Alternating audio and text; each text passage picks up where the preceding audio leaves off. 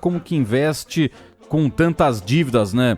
O Bruno pode até corrigir, mas a situação do Joaquim, você vendeu o cara por 8 milhões de dólares e você vai ficar com 500 mil reais. Porque o Santos tinha dívida com o Tigres do México, que tá comprando o Joaquim. Então, dos 8, 3 milhões de dólares já vão só para pagar essa dívida. O Santos só tem 60% do passe, então 80 já vai direto... 40 já vai direto pro Cuiabá. Cerca aí de 3 milhões e 200.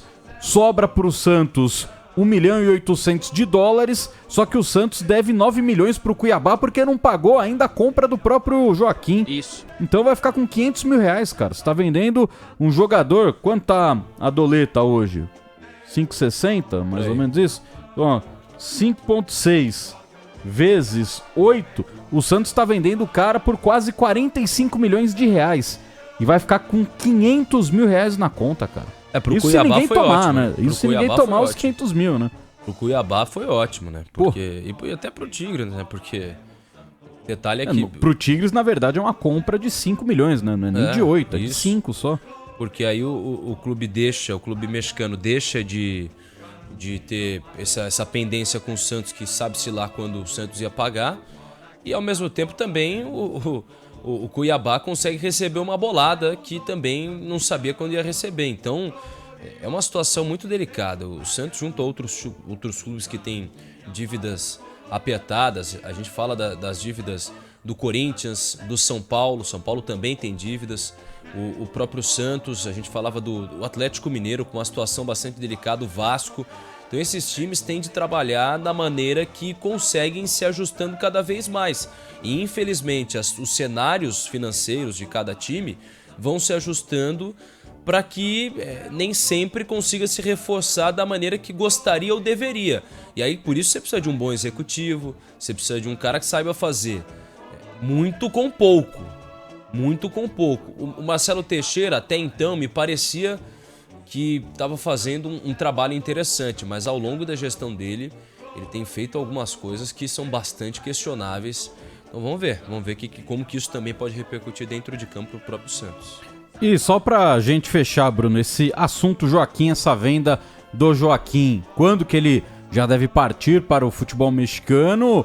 E aí na Vila Belmiro, o que deu pra sentir do torcedor quando ouviu, tamo vendendo o Joaquim por 8 milhões de dólares, só que só ficam 500 mil pro Santos. Como é que foi esse olhar do repórter pra ver o torcedor sentindo o gostinho do dinheiro e percebendo que na verdade vai ficar com troco de bala, né? Pois é, Soler, e é um valor que normalmente o valor de 43 milhões de reais para um zagueiro seria algo muito para ser valorizado, como a gente mesmo falou, né, que o Santos chegou a conversar com o Botafogo e o Bahia pedindo algo próximo disso, cerca de 50 milhões, e o torcedor tá nessa confusão também, né? Mas por que não aceitou a do Botafogo? Por que não vendeu para lá, para cá? Porque realmente não teve esse tipo de proposta. O Santos teve essa conversa com o Tigres do México de forma inicial, tinha recusado a proposta e aí teve um aumento, uma contraproposta do time mexicano nesses moldes que você detalhou, né? E o Santos tendo ali uns 500 mil reais sobrando, um negócio que é muito melhor pro Cuiabá do que pro Santos, e o Peixe, que pagou 16 milhões de reais pelo Joaquim no início do ano passado, só agora com a venda do jogador, a revenda vai conseguir pagar essa operação. Uma operação que é muito ruim. O Santos ainda não se pronunciou oficialmente pelos valores, a negociação está em andamento, não é algo concretizado, mas vai acontecer. A tendência é que nessa janela o Joaquim tem o risco de nem voltar a vestir a camisa do Santos, até porque tem ainda problemas no joelho, tá em fisioterapia, se recuperando,